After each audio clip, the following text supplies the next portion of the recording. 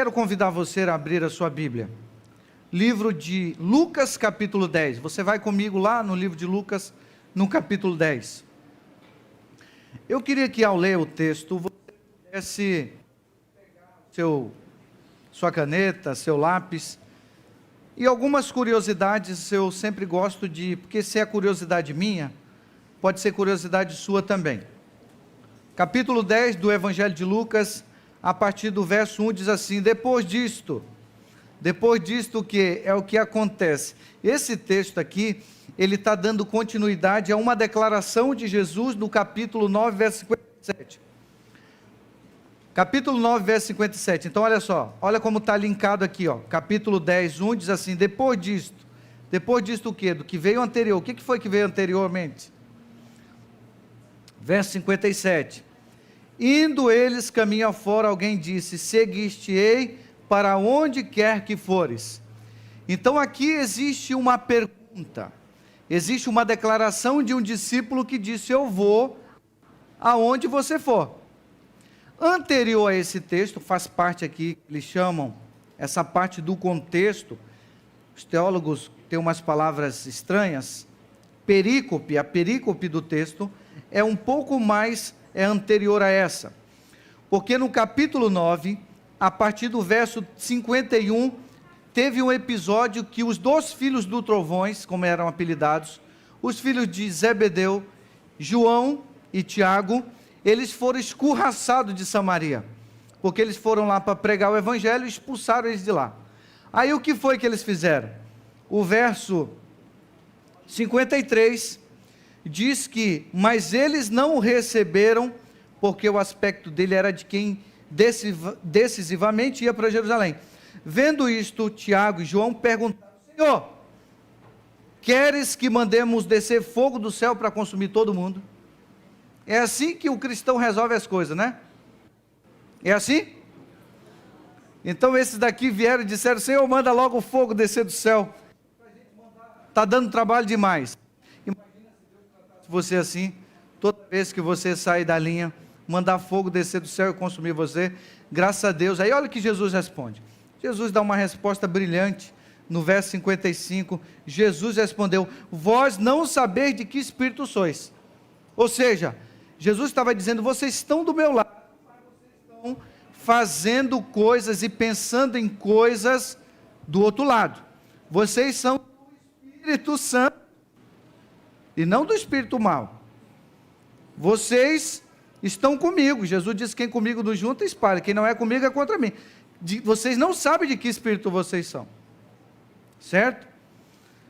E às vezes é assim. Eu dizia no primeiro culto que não existe, irmãos, eu sei que tem mulheres, pai, mãe, que às vezes querem trazer o filho para a igreja na base do cinto, simbolicamente. É na base da ameaça, na base da coisa. Eu quero dizer para vocês, assunto de salvação é um assunto de Deus, exclusivamente de Deus. É um assunto divino. A gente está aqui fazendo a nossa parte, orando, buscando, jejuando, trabalhando, mas a obra da salvação é um trabalho divino. E mesmo que você queira salvar o seu filho, a sua esposa, o seu esposo, ninguém quer salvar mais ele ou ela do que Deus. Você quer salvar seu esposo? Quer salvar os seus filhos? Ninguém quer salvar mais eles do que Deus, que deu a vida por eles. Então o que você tem que fazer? Entregar, orar, consagrar esses nomes desses filhos, dessa esposa, desse esposo. E eu dizia que há uma história na Bíblia. Daniel, capítulo 1, nós encontramos um rei, que ele foi impactado pela vida de 4 hebreus que vieram lá cativos. O nome deles eram Daniel, Misael, quem mais? Você ainda lembra o nome? Só lembra o nome babilônico, né? Azarias, Ananias. Misael, Ananias e Azarias e Daniel, ok? São os 4 nomes hebreus, mas a gente só conhece Sadraque, Mesaque e Abidnego. Esse é o nome babilônico deles, esse é o nome falso deles, viu? Mas o povo conhece mais o nome falso do que o nome hebreu. E no capítulo 1, Quando Nabucodonosor foi fazer o vestibular com eles, disseram que eles eram 10 vezes mais inteligentes. O que quer dizer isso? Enquanto os babilônios acertavam uma pergunta, eles acertavam 10. Eles foram impactados pelo Deus de Israel. Mas o que acontecia? É que eles eram pessoas disciplinadas. A gente pensa que o judeu, às vezes, ele é abençoado misticamente, mas eles pagam preço. Nós fomos separados na mente de Deus para ser cabeça e não a cauda, mas se a gente não pagar o preço com o trabalho, nós vamos mendigar igual o outro. Tudo bem que eles tinham uma dieta saudável, eles não se contaminaram com a iguaria, como diz a Bíblia lá, a expressão iguaria, com a comida do rei, mas eles eram pessoas disciplinadas, eles estudaram. É claro que eles passaram 10 dias lá em jejum e oração, comendo, diz que o aspecto deles eram melhores que os outros, mas não foi por eles não comerem porco, camarão, ostra, frutos do mar em geral, que foi por causa disso. É porque Deus é aquele que Deus honra aqueles que honram Ele. Se você abrir a sua Bíblia, no livro de 1 Samuel, capítulo 2, verso 30, está escrito lá assim, ó: eu honro aqueles e aqueles que me desprezam serão desmerecidos. Eu vou descer aqui um pouquinho aqui, estou mais à vontade agora, licença. Deus diz assim: eu honro aqueles que me honram, aqueles que me desprezam serão desmerecidos. Então Deus tem um compromisso com aquele que tem compromisso com Ele. Uma menina chorava um tempo desse, porque o seu noivado tinha acabado, e o cara em 3 meses casou com outra, entrou em depressão. Fui pastor dela. E aí? Parece que não há honra de Deus, não é? Pois é, há 2 meses eu fui fazer o casamento dela. Sabe por quê? Porque o sujeito queria atropelar, colocar o carro na frente dos bois. Queria ter relacionamento antes da bênção. Pode ser um problema, né? Mas ela permaneceu fiel e eu tive que casá-la. Professora universitária, 20 e tantos anos, preocupada se ia casar ou não ia casar. Deus honrou. Uma líder de igreja casou com um sujeito cristão que também não tinha dado certo o casamento, e fui lá, fiz questão de ir lá fazer o casamento desses dois. Deus honra você quando você honra Ele. As pessoas vão dizer para você assim, ó: por que você tem que devolver o seu dízimo? Isso é dinheiro para o pastor. Bom, eu não posso falar de outras igrejas que eu não conheço, mas daqui não altera nada, porque o pastor daqui, quanto o pastor da Central de Brasília, quanto o pastor da Igreja Central de São Paulo, da Central do Rio de Janeiro, ganha a mesma coisa que o pastor lá de Carpina ganha a mesma coisa que nós. É um padrão só. Mas tem gente que não tem conhecimento, eles acham que o pastor mete a mão no dinheiro. E na Igreja Adventista, vocês que conhecem, sabem que não é assim. Nós somos sérios. Eu já mostrei aqui quanto é que eu ganho para vocês. Mas muitas pessoas têm esse sentimento. E o que eu quero dizer? Muitas pessoas não entendem por que você tem que trazer o seu dízimo e adorar Deus com o seu dízimo. As pessoas não entendem isso. Mas eu quero dizer para você que Deus entende, e Ele vai honrar você que traz e que confia na promessa de Deus. Deus vai honrar aquele que que perdeu o emprego por causa do sábado, porque queria honrar Deus. Deus vai honrar você. Deus vai honrar você quando você foi tentado a atrair o seu casamento, atrair o seu esposo e a sua esposa. Deus vai honrar você, porque você lutou, resistiu à tentação para manter o seu leito limpo e puro. Deus vai honrar. Deus honrou aqueles 4 hebreus, mas Nabucodonosor não se converteu. No capítulo 2, ele teve um sonho perturbador, chamaram Daniel, no capítulo 2 de Daniel, e o que foi que aconteceu? Quando Daniel chegou e contou o sonho, revelou o sonho para o Nabucodonosor, o que foi que o Nabucodonosor fez? Nabucodonosor ficou impressionado, impactado com esse Deus dos deuses. Ele declarou: esse aqui é o Deus dos deuses, mas não se converteu. No capítulo 3, ele ficou tão impressionado com aquela visão, com aquele sonho que ele teve, que Daniel interpretou, porque Daniel viu lá a cabeça de ouro, o peito de prata e os braços, os quadris de bronze e as pernas de ferro e os pés misturado ferro e barro. Aí Daniel interpretou, disse só, vem aqui, vem rápido. Quando viu aquela estátua, obrigado. Cabeça de ouro, os peitos, os braços de prata, e o Daniel disse assim, ó, a cabeça de ouro é você, viu, Nabucodonosor? Aí depois vai passar o teu reino, vai vir os medos e persas, depois vai vir a Grécia, depois vai vir o Império Romano, depois vão vir as 10 tribos bárbaros na Europa. Obrigado. Aí ele disse, aí ele ficou inquieto, Nabucodonosor era megalomaníaco, ele disse, não, eu não quero que o meu reino passe nunca. Mandou fazer uma estátua toda coberta de ouro, dizendo, o meu reino vai ser eterno. O meu reino vai ser para sempre, nunca vai passar.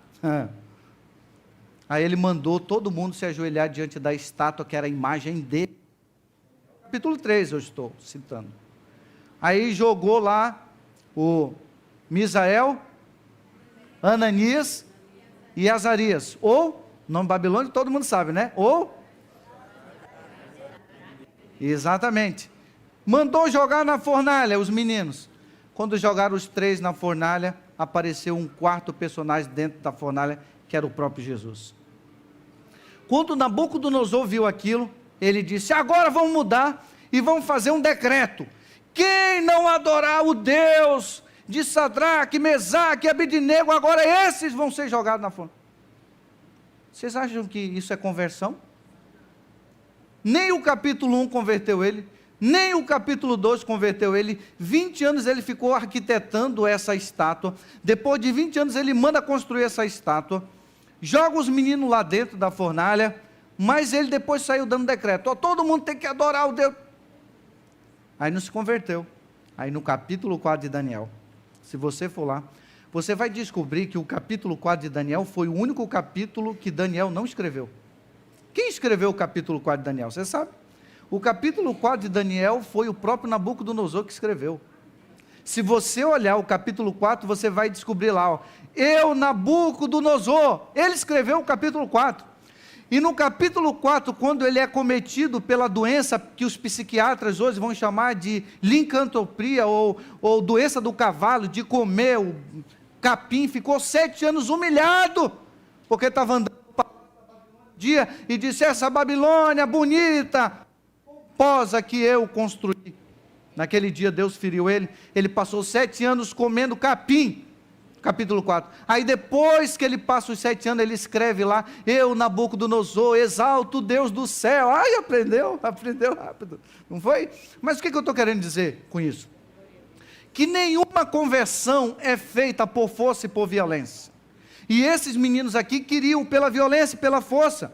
Agora vamos ler o restante, capítulo 10, do verso 1, na Bíblia diz assim, ó, o Senhor designou outros 70 e os enviou de 2 em 2 para o preceder em cada cidade. Qual foi o objetivo de Deus ter enviado, Eduarda, os 70? O capítulo 10, verso 1 diz, qual foi o objetivo? Para precederem, para ir na frente de Jesus, para quando Jesus chegar, ele já soubesse quem é Jesus. É por isso que Deus envia hoje o seu povo, a sua igreja, os missionários. Por que Deus envia isso? Para que vocês vão na frente, para que quando as pessoas vierem, quando Jesus estiver voltando, as pessoas já vão saber quem é Jesus e vão estar salvas, porque você foi à frente. O texto continua dizendo, e lhe fez a seguinte advertência, a seara é grande, mas os trabalhadores são poucos. Rogai ao Senhor da seara que mande mais trabalhadores para a sua seara.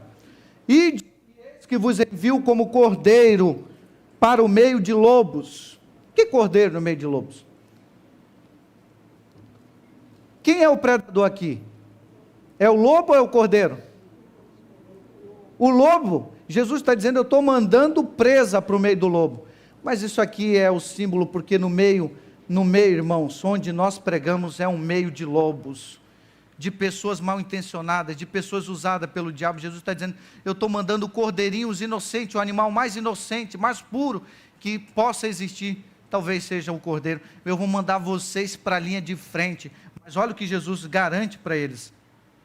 Verso 5, ao entrardes numa casa, dizei antes de qualquer coisa, 2 pontos, antes de tudo, paz seja nesta casa. O que Jesus está dizendo? Que quando nós estivermos em missão, pregando, quando você for visitar, quando você for levar uma palavra para alguém, a primeira coisa que você deve chegar na casa da pessoa é dedicar aquele território para Jesus. Território para Jesus. E como foi que eles dedicaram o território para Jesus? Eles chegaram, paz seja nessa casa. Essa aqui é uma expressão que eu gosto de imaginar, que Jesus estava dizendo, ó, chegue lá, a primeira coisa que você vai fazer, quando o homem foi na lua, foi fincar uma bandeira. A primeira coisa, quando os europeus vieram para o Brasil, foi ficar aqui uma bandeira, celebrar. O que nós vamos fazer quando nós vamos invadir o reino das trevas? A primeira coisa que nós devemos fazer é declarar que aquele local é de Jesus Cristo. O diabo não tem nada. O diabo é um usurpador. Jesus é que tem tudo. Você vai chegar lá e vai dizer, e fincar a bandeira ensanguentada do príncipe Emanuel, de Jesus Cristo. Chega e diga, paz seja nesta casa. E isso aqui não é apenas uma saudação judaica. Jesus está dizendo, vocês vão chegar lá e vão colocar o meu nome naquela casa. E o que é a paz? João capítulo 14, verso 27, Jesus disse assim, deixo-vos a paz, a minha paz vos dou, não vou lá dou como o mundo a dá. Jesus está dizendo, o mundo dá uma paz e eu dou outra paz. A paz que Jesus dá, não é a paz que falta dinheiro em casa. A paz que Jesus dá não é ausência de doença. A paz que Jesus dá não é ausência de emprego. A paz que Jesus dá não é você estar vivendo bem no seu casamento. Esse é o tipo de paz que o mundo promete. Mas a paz que Jesus dá é outra. Ele disse, eu vos dou a minha paz vos dou, não vou lá dou como o mundo a dá. O mundo ensina uma falsa paz. Dia 1º de janeiro é o dia mundial da paz. Essa paz aí, Jesus não prometeu dar ela, mas ele prometeu dar uma paz melhor que essa. E qual é a paz melhor que Jesus prometeu dar? Vamos descobrir o que é essa paz? Ele mandou e disse assim, paz seja nessa casa. Que paz que ele mandou dar? Romanos capítulo 5, verso 5, Paulo disse assim, justificados mediante a fé, temos paz com Deus. Efésios capítulo 1, verso 3, Jesus disse, ele é a nossa paz. Quem é a paz que Jesus prometeu dar? É a presença dele. É a presença de Jesus. Então, toda vez que você chegar numa casa, você como missionário, como embaixador de Cristo, diga, paz seja nesta casa. E o verso 6 diz assim, se ali houver um filho da paz, a minha paz vai repousar naquele local. Jesus está dizendo que ele não vai passear, ele não vai visitar, ele disse que ele vai o quê? Repousar, ele vai ficar, ele vai fazer parte dessa família. Jesus é o agente que veio para ficar na nossa casa quando os missionários vão em casa.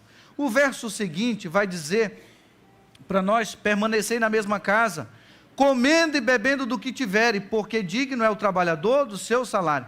Tem gente que entende errado esse texto, né? A Bíblia diz que aquele que trabalha para o Evangelho, ele viva do Evangelho. Se ele está em missão, as pessoas têm que pagar o trabalho missionário dele. Está aqui o verso 7, o verso 8. Quando entrares numa cidade ali, vos receberem, comei do que for oferecido. Aí tem gente que pensa que com essa declaração, você pode comer tudo que servir na mesa. Não é assim. Isso aqui é no contexto judaico. E o judeu não come nada do que a Bíblia manda não comer. Aqui não tem gentil não, gentil que come porco, gentil que come fruto do mar, gentil que come alimentos que Deus considerou como impuros. Então, quando a Bíblia está dizendo aqui que você vai comer de tudo que for oferecido, é no sentido de comparar que alguns pode servir um banquete, e outros vão servir pão e água somente, vocês vão comer do que for servido, é nesse sentido. Verso 9, curai os enfermos. Que mais? E quando vocês entrarem na cidade e não vos receberem, verso 10, o que vocês devem fazer? Vocês ainda estão com a Bíblia aberta? Vamos estudar a Bíblia, viu, irmãos? Verso 10, vocês vão clamar pela cidade.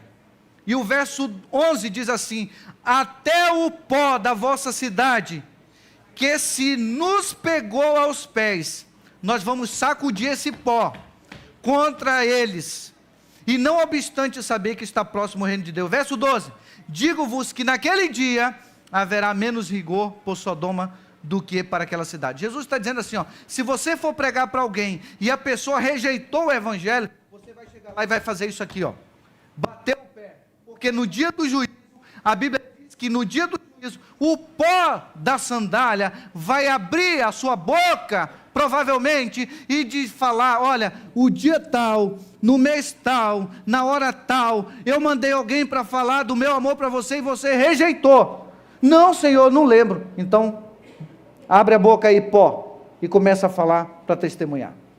Jesus está dizendo isso para nós. Por isso, meus amigos, Deus enviou os 70. Deus não enviou os 70. E agora, eu quero me concentrar aqui na última parte, que é o que me interessa, o capítulo 10, verso 17 a 20. Leiam comigo agora essa última parte, com muita atenção. Então regressaram os 70, possuídos de grande alegria, dizendo, Senhor, os próprios demônios se nos submetem pelo teu nome. Olha só, 2 verbos nesse texto você deve marcar na sua Bíblia. O primeiro é o verso 1, que diz assim, olha o verbo aí, designou outros 70. Aqui o verso 17 diz, regressaram os 70. Deixa eu contar uma coisa para vocês. Quando Deus chama, Ele capacita.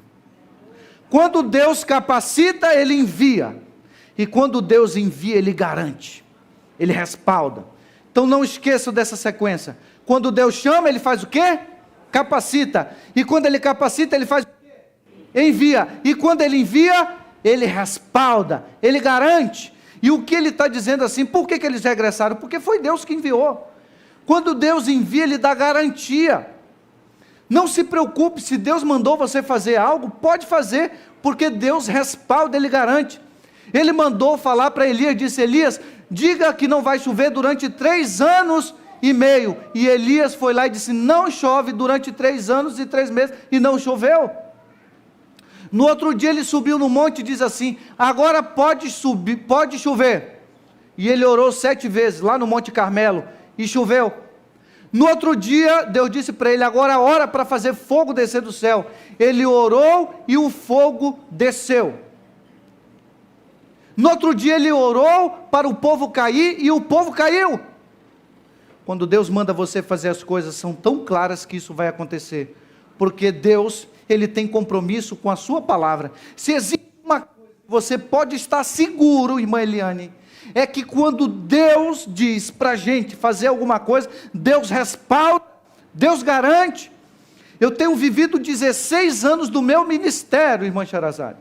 Durante 16 anos do meu ministério, eu não tenho acertado em tudo, mas tudo que Deus mandou eu fazer, eu venho procurando a fazer, e Deus tem me honrado nos lugares frios ou quente, cara ou coroa, chuva ou sol, na abundância ou na miséria, Deus tem honrado a minha vida. Sabe por quê? Porque quando você confia na palavra de Deus, Deus tem compromisso com você. É melhor você ir dormir solteiro hoje, com a consciência tranquila, do que você dormir acompanhado e acordar com a consciência culpada pelo que você fez. A melhor coisa que pode existir na vida de um crente, é um crente viver com a consciência tranquila. A cabeça de João Batista foi rolada, e apareceu em um prato, mas João Batista, todos os dias dormia com consciência tranquila, de que ele tinha feito a vontade de Deus. É melhor você viver pouco, mas viver obedecendo a Deus, do que você viver 1 milênio, distante de Deus. A Bíblia diz que eles então regressaram os 70, eu quero que vocês circulem, qual a primeira lição? Quero tirar 4 lições aqui para a gente terminar. A primeira lição que acontece quando alguém está em missão, irmãos, missão é o assunto mais empolgante das Escrituras. Inclusive eu estou aqui hoje com a Ilma e com a Celeste, que são pessoas que estão acompanhando com a Novo Tempo. Eu não sei quem são vocês, mas me deram o nome de vocês, ali atrás, Ilma e Celeste, sejam bem-vindos. E através de vocês eu cumprimento todos aqui que estão vindo visitar, que são nossos amigos convidados. Essa casa é de vocês. Primeira coisa que acontece quando você é enviado por Deus. Você está em missão. A Bíblia diz, verso 17, como é que regressa aquele que foi enviado por Deus? Como é que ele regressa? Não. Não.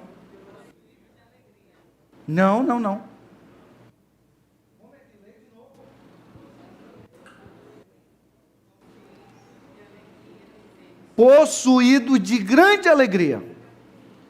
Veja, não é possuído de uma alegria de ter comprado um sapato novo, de um terno novo, um carro novo ou uma casa nova. A Bíblia diz que aquele que vai em missão, quando ele volta da missão, ele volta possuído de grande alegria. Por que ele volta possuído de grande alegria? Tem muita gente que diz na igreja assim, eu quero voltar ao primeiro amor, então vai para a missão. Pastor, eu estou sentindo que a minha fé está esfriando, como é que aquece a fé? Vai para a missão. Jesus enviou, e diz que eles voltaram felizes, alegres, possuídos de grande alegria. Não é a alegria de um sapato novo, de uma roupa nova, mas a alegria de ter estado na presença de Deus, da presença de Deus. Segunda coisa que acontece quando alguém vai para a missão, o verso 18 diz assim, mas ele, olha, às vezes está falando um pouquinho aqui, mas estão conseguindo me entender, me ouvir? Como é que eles chegaram possuídos de grande alegria? E por quê? O verso 17 diz, porque os próprios demônios, Senhor, se submetem pelo teu nome quando nós estamos lá em missão. E o verso 18, Jesus dá uma declaração extraordinária, irmãos. Olha para esse texto, olha que preciosidade o verso 18. Jesus disse assim, é verdade, eram os demônios mesmo. Porque quando vocês estavam em missão, eu via Satanás caindo como relâmpago. Sabe o que Jesus está dizendo para nós? Jesus está dizendo que você está ficando os estandartes da verdade numa casa, numa vila, no seu trabalho, na sua faculdade, na sua escola. A primeira coisa que acontece é que você se enche de alegria porque você está acompanhado de alguém que produz essa alegria. A segunda coisa é que os espíritos maus, os demônios, eles caem por terra. Jesus está dizendo, é verdade, porque eu estava acompanhando você. Esse é um dos textos mais bonitos da Bíblia para mim, sabe por quê? Porque a Bíblia diz que os olhos de Jesus estavam nos 70, diz, eu via. Jesus estava do outro lado de Israel, mas ele diz, eu via vocês. Eu vi Satanás caindo. Quando vocês estavam chegando numa casa, eu vi Satanás caindo. Jesus acompanha cada passo nosso, cada passo de um missionário, cada passo de uma missionária, Deus acompanha a gente. Ele disse, eu vi Satanás caindo como relâmpago. Sabe por que o diabo tem ganhado muitos territórios, e a única coisa que a gente faz é criticá-los pela fé que eles têm? É porque falta missionários, falta homens e mulheres de Deus que se levantem, e por favor, cruzem a rua para falar do amor de Deus para um vizinho. Falta missionários de alguém que vá até a esquina e conte para o seu Zé, que vende as quentinhas dele, as marmitas dele, e falar de Jesus, senão ele vai se perder. Chegou o momento, irmãos, de nós fazermos com que as forças do mal não tenham poder sobre a vida dos nossos filhos e da nossa família. A Bíblia diz que quando nós estamos pregando a palavra de Deus, há um poder sobre nós, que o diabo não resiste à nossa presença. Eu vi Satanás caindo. Então qual é a segunda lição que a gente tira dessa história? Quando você está em missão, a primeira coisa que acontece, você é possuído de uma grande alegria. Segunda coisa, o que acontece? O diabo perde. O diabo é frustrado. O diabo é derrotado quando você está em missão. E a terceira coisa que acontece, verso 19 e penúltima, eis que vos dei autoridade para pisar em serpentes.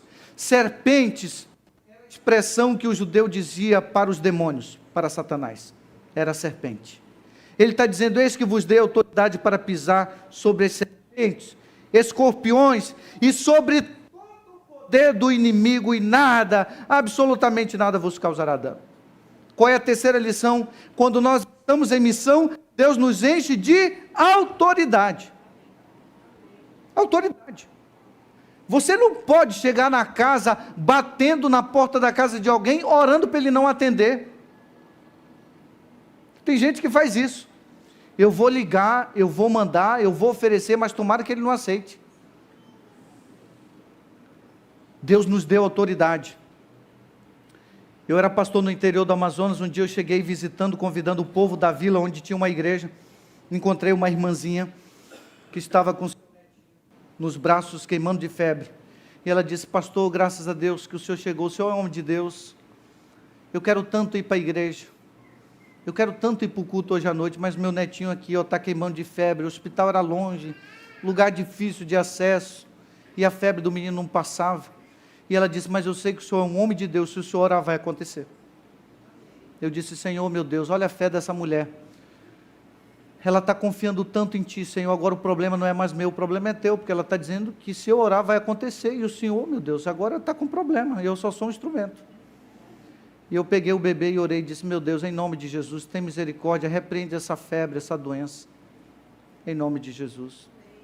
Quando foi à noite, ela estava lá e o menino corria, pulava que nem uma pipoca na panela, lá na igreja. Deus nos dá autoridade quando nós estamos em missão. Agora, o grande problema é que tem gente que pensa que missão é cruzar o Atlântico, é cruzar a fronteira da sua cidade. Você tem um campo missionário rico, é a sua casa, são seus amigos, seus colegas de trabalho, esse é um rico campo missionário. E agora eu quero que você olhe para mim, e eu quero dizer para você: você pode ser um empresário, você é um missionário disfarçado de empresário. Você é um médico, então você é um missionário disfarçado de médico. Deus permitiu que você tivesse o que tem, para você ser um missionário onde você está. Você não está por acaso. Não pense que a missão, que a empresa é tua. A empresa é de Deus, você é apenas um missionário. Enfermeiro, você é um missionário disfarçado de enfermeiro. Primeira coisa que acontece quando nós estamos em missão, primeira, você é uma pessoa feliz, irmão. Se você está triste, vai cuidar de alguém, salva alguém que você vai voltar alegre. Sábado passado eu fiz um batismo aqui. A filha estava bem desse lado aqui. Está ali, ó, meus batizando ali. A Carol estava bem aqui desse lado. E ela quase inundou a igreja de tanto chorar. Mas ela estava chorando, não era de tristeza. A Carol estava chorando de uma alegria tão grande, porque a Natália, que já esteve aqui no primeiro culto, e agora o Paulo e a Maria do Rosário, que estão ali, estavam sendo batizados, e ela estava com uma alegria grande. Só experimenta isso quem está vivendo missão. Verso 19 e 20, vamos lá ler a última parte para a gente orar. Eis aí vos dei autoridade para pisardes serpentes, escorpiões, e sobre todo o poder do inimigo, e nada, absolutamente nada vos causará dano. Não obstante, alegrai-vos não porque os espíritos obedecem vocês, mas vocês se alegram porque o vosso nome está rolado no livro dos céus, aleluia. Deus está dizendo 4 coisas que acontecem com a gente quando nós estamos em missão, irmãos. A primeira coisa é o quê? Quando nós estamos em missão, nós somos pessoas felizes. Nós somos pessoas felizes. Às vezes eu estou em casa, eu estou cansado. Aí eu vou visitar alguém. Quando eu visito alguém, minha esposa diz: você veio almoçar? Não, ainda tem mais um para visitar ali, eu acho que eu vou chegar até lá. E eu passo semanas, às vezes, encontrar minha esposa acordada quando eu chego em casa.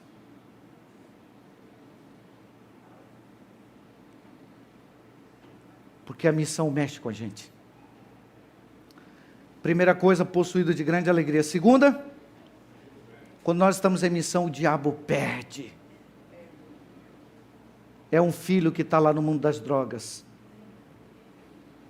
É um casamento que está acabando. É alguém que não tem dinheiro para pagar mais as suas contas. Parece que o diabo está tirando vantagem disso tudo, sabe, irmãos? Aí chega uma mulher de Deus que bate a porta da casa e diz assim: ei, acabou isso tudo. Eu sou um agente de Deus,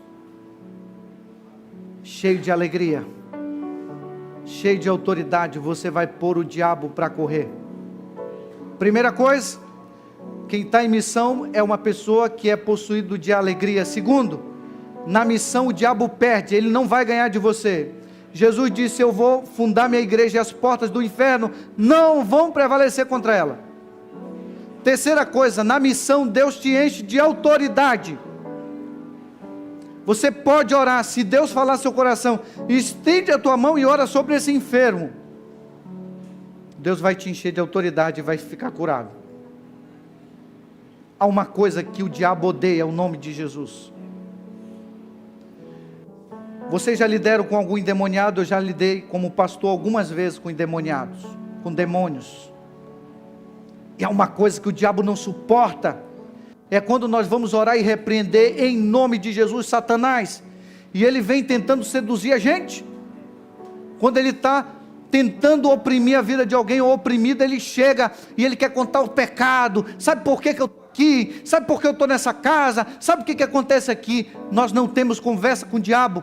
Em nome de Jesus, Satanás vai embora e não volta mais. Em nome do Senhor Jesus, na autoridade dele, eu te ordeno. Você percebe que quando nós estamos em missão, há um poder sobre a nossa vida, e se não tem poder em você, é porque você não tomou posse das palavras de Jesus. Ele nos enche de autoridade. Agora Jesus disse assim, não fique alegre, só porque os demônios obedecem vocês. Vocês fiquem alegres, porque o nome de vocês está escrito no livro dos salvos. Por que você tem que ficar feliz? Você tem que ficar feliz não é porque você venceu hoje, não é garantia que você vai vencer o diabo amanhã. A grande alegria e recompensa dos crentes hoje, sabe qual é?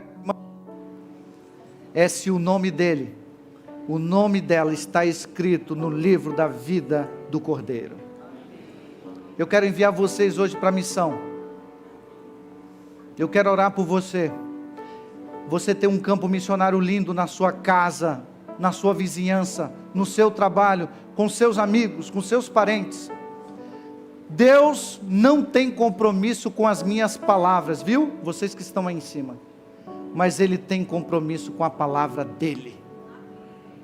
E agora escute o que eu vou dizer. Se Ele falou que se você for em missão, você está revestido disso, tome posse disso hoje, para a honra e glória de Deus. Quero orar por você. Quantos aqui nessa manhã gostaria de se levantar como missionário, uma missionária de Deus?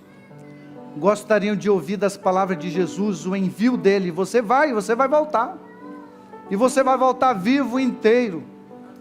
Eu já fui ameaçado na porta da igreja: se batizar minha esposa, eu venho aqui com um facão.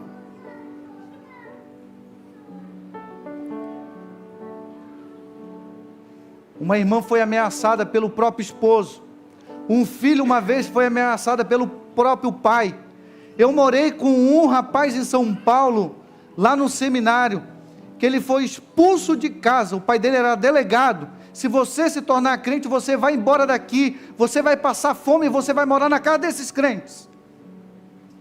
E por causa do evangelho ele saiu de casa, porque o pai o expulsou. Saiu com a roupa do corpo, a igreja adotou ele. A igreja mandou ele lá para a faculdade adventista de São Paulo. Ele foi estudar lá, morei no quarto com ele, foi estudar lá em São Paulo, formou em administração, se transformou em um grande executivo, um CEO de uma grande empresa. Sabe por que acontecem essas coisas? Porque quando nós permanecemos firmes em Jesus, Jesus honra a nossa vida. Tem alguém aqui que gostaria de se juntar a esse grupo de missionários? Levante que eu quero orar por você. Quero empoderar você na autoridade de Jesus. Deus quer falar com você. Você vai em paz, não é para casa para dormir não, viu, hoje. Você vai em casa, você vai comer, você pode até descansar. Mas eu quero apresentar a partir de agora para você. Quando eu disser amém, eu vou sair. E eu vou esperar você lá fora. Essa porta vai se abrir. E você deve estar perguntando, por onde é que eu vou começar? Onde é meu campo missionário? Eu vou apresentar para vocês. O campo missionário é depois dessa porta. Esse é o seu campo missionário. Desfrute. Permita ser usado por Deus e ore comigo. Santo Deus de Israel, eu te apresento aqui centenas de missionários. Os que estão aqui, os que estão nos acompanhando pela internet. Senhor, põe em tuas mãos e empodera-nos uma vez mais. Parece que o que aconteceu no passado não é suficiente. Parece que os milagres na nossa vida não foram suficientes. Mais uma vez o Senhor precisa, meu Deus, por favor, tenha misericórdia de nós. Estende tua mão sobre a tua igreja e nos empodera. Nos empodera, derrama teu Espírito sobre nós e nos envia para a missão, a ganhar almas para o teu reino, para quando o Senhor voltar, nós apresentemos para ti, Senhor, aqui estão os frutos do trabalho, que o Senhor permitiu que eu ganhasse para ti. Usa-nos e nos abençoe nesse dia, em nome de Jesus, amém.